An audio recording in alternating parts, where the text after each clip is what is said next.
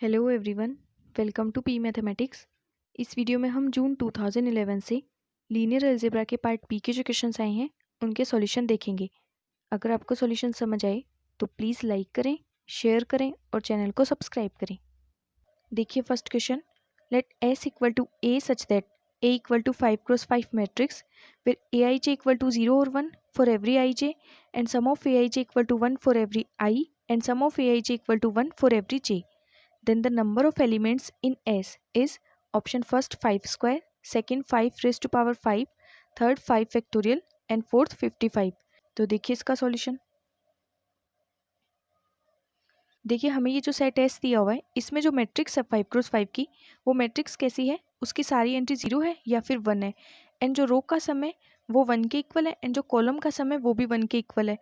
तो हमें यहाँ से जो ये मैट्रिक्स ए मिलेगी वो हमें मिल जाएगी permutation matrix and we know that number of permutation matrices of order N are N factorial.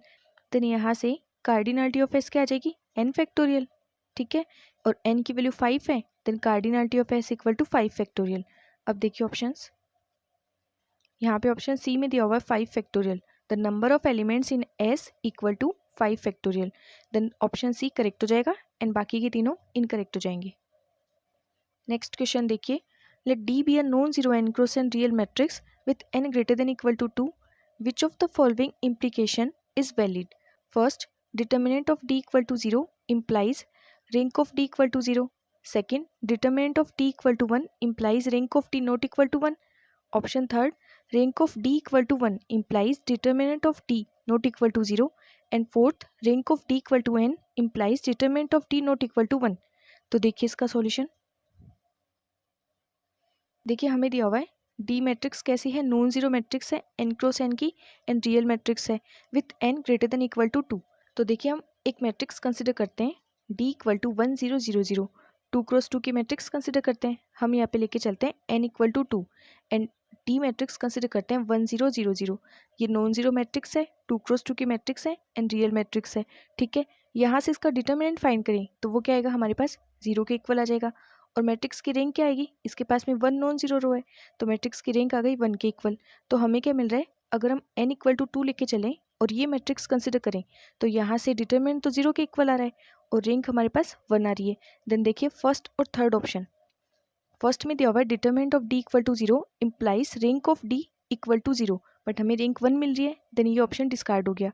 Third में rank of d equal to 1 implies determinant not equal to 0, और यहाँ से हमें क्या मिल रहा है, अगर इसकी रैंक 1 के इक्वल है तो डिटरमिनेंट क्या आ रहा है, 0 के इक्वल आ रहा है। देन इस वजह से फर्स्ट ऑप्शन भी इनकरेक्ट हो गया। तो फर्स्ट और थर्ड तो इनकरेक्ट हो गए। अब फोर्थ के लिए एग्जाम्पल कंसिडर करते हैं हम।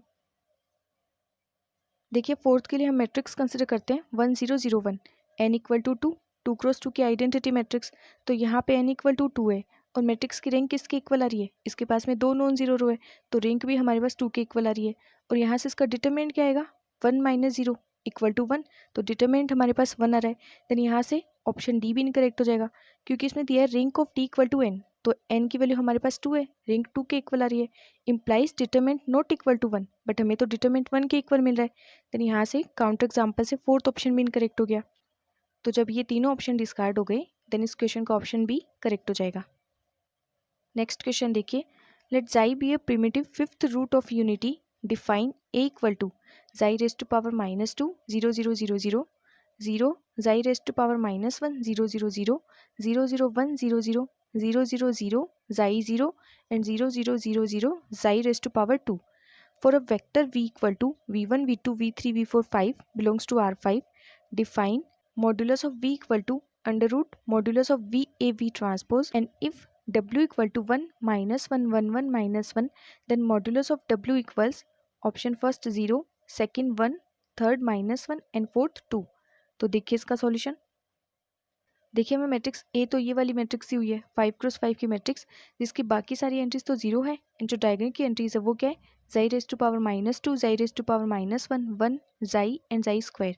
ठीक है, इस तरह से ये मैट्रिक्स दी हुई है एंड वी हमारे पास है v1 v2 v3 v4 v5 belongs to R5, जिसके लिए मॉड्यूलस ऑफ v को डिफाइन किया हुआ है root modulus of v a v transpose. तो इसकी हेल्प से हम मॉड्यूलस ऑफ w कैसे डिफाइन करेंगे, जो हमारे पास w दिया हुआ है वो दिया हुआ है 1 माइनस 1 1 1 माइनस 1, तो यहाँ से मॉड्यूलस ऑफ डब्ल्यू क्या आ जाएगा, under root modulus of W A W transpose. Then हम वैल्यू फाइंड करते हैं modulus of W A W transpose. W की वैल्यू रखते हैं 1 -1 1 1 -1 एंड ये मैट्रिक्स ए और यहाँ पे डब्ल्यू ट्रांसपोज 1 -1 1 1 -1 कॉलम की फॉर्म में। यहाँ से जब इसको सॉल्व करेंगे तो वैल्यू आ जाएगी जाई रेज टू पावर -2 माइनस जाई रेज टू पावर -1 +1 प्लस जाई माइनस जाई रेज टू पावर 2। ठीक है, और हमें ये दिया हुआ है xi be a primitive fifth root of unity and we know that sum of all primitive fifth root of unity is equal to 0। Then यहाँ से modulus of W A W transpose equal to 0 और ये किसकी value है, modulus of W की। Then हमारे पास आ गया modulus of W equal to 0। Then देखिए ऑप्शंस, फर्स्ट ऑप्शन में दिया हुआ है 0, देन फर्स्ट करेक्ट हो गया एंड बाकी की तीनों इनकरेक्ट हो गई। नेक्स्ट क्वेश्चन देखिए, the dimension of the vector space of all symmetric matrices of order n cross n where n greater than equal to 2 with real entries and trace equal to 0 is option first n square minus n upon 2 minus 1, second n square plus n upon 2 minus 1, third n square minus 2n upon 2 minus 1 and fourth n square plus 2n upon 2 minus 1। तो देखिए इसका solution, देखिए हमें यहाँ पे dimension find करनी है vector space की of all symmetric matrices of n cross n with real entries and trace equal to 0। तो हमें पता है जो vector space n cross n की सिमेट्रिक मैट्रिसेस को कंटेन करता है उसके लिए डायमेंशन क्या होती है, n into n plus 1 upon 2। ठीक है, और यहाँ पे हमें एक एल आई कंडीशन दी हुई है, then number of L I condition क्या आ गया हमारे पास 1 के इक्वल। तो इस वेक्टर स्पेस की डायमेंशन क्या हो जाएगी, vector space of all symmetric matrices of n cross n with real entries and trace equal to 0। इसके लिए हमें डायमेंशन फाइंड करनी है, तो इसको हम वी कंसिडर कर लेते हैं वेक्टर स्पेस को, जिसके अंदर मैट्रिसेस कैसी है, सिमेट्रिक मैट्रिसेस है एंड ट्रेस है उनकी 0 के इक्वल। देन इस वेक्टर स्पेस वी की डायमेंशन क्या हो जाएगी, n into n plus 1 upon 2 minus L I condition. तो यहाँ से इसकी डायमेंशन आ जाएगी हमारे पास, सिमेट्रिक मैट्रिसेस के लिए जो वेक्टर स्पेस होगा उसकी डायमेंशन में से एल आई कंडीशन को माइनस कर देंगे। Then n into n plus 1 upon 2 minus 1, या फिर इसे लिख सकते हैं N square plus N upon 2 minus 1। Then options देखिए, सेकेंड ऑप्शन में दिया हुआ है N square plus N upon 2 minus 1, तो सेकेंड ऑप्शन करेक्ट हो गया एंड बाकी के तीनों इनकरेक्ट हो गए। नेक्स्ट क्वेश्चन देखिए, let W be the vector space of all real polynomials of degree at most 3 define T by T P X equal to P dash X where P dash is the derivative of P. The matrix of T in the basis 1x x square X cube consider as a column vector is given by. तो यहाँ पे हमें ये 4 options दिए हुए हैं, इनमें से बताना है मैट्रिक्स टी कौन सी होगी। तो देखिए इसका सॉल्यूशन,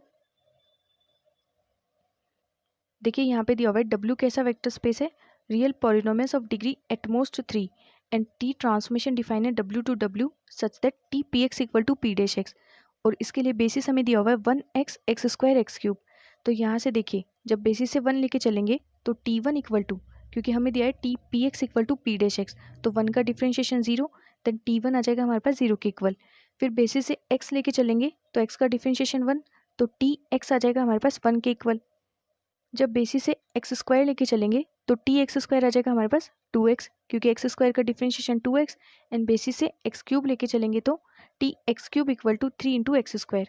अब यहाँ से 0 को क्या लिख सकते हैं हम, 0.1 plus 0.x plus 0.x square plus 0.x cube. 1 को लिखेंगे 1.1 क्योंकि 1 का कोफिशिएंट 1 है, x का 0 है, एक्स स्क्वायर का 0 है, एक्स क्यूब का 0 है, तो 0.x plus 0.x square plus 0.x cube. इसी तरह से 2x को लिखेंगे 0.1 plus 2.x plus 0.x square plus 0.x cube, and 3x square को लिखेंगे 0.1 plus 0.x plus 3.x square plus 0.x cube. Then यहाँ से मैट्रिक्स बन जाएगी, इन सबको हमें कॉलम की फॉर्म में रखना है, ये जो कोफिशिएंट्स है इनको हमें कॉलम की फॉर्म में रखना है। तो यहाँ से मैट्रिक्स बन जाएगी 0 0 0 0, क्योंकि यहाँ पे सारे कोफिशिएंट क्या है 0 0, तो फर्स्ट कॉलम में सारी एंट्री 0, फिर सेकंड कॉलम में एंट्रीज आ जाएगी 1 0 0 0 1 0 0 0, थर्ड में 0 2 0 0, तो 0 2 0 0, एंड फोर्थ में 0 0 3 0। ठीक है, तो यहाँ से 0 0 3 0, ये हमारे पास मैट्रिक्स बन जाएगी। अब ये मैट्रिक्स जिस ऑप्शन में होगी वो ऑप्शन करेक्ट हो जाएगा। तो देखिए हमारे पास जो मैट्रिक्स मिली है वो ऑप्शन थर्ड में दी हुई है, देन ऑप्शन थर्ड करेक्ट हो गया एंड बाकी के तीनों इनकरेक्ट हो गए।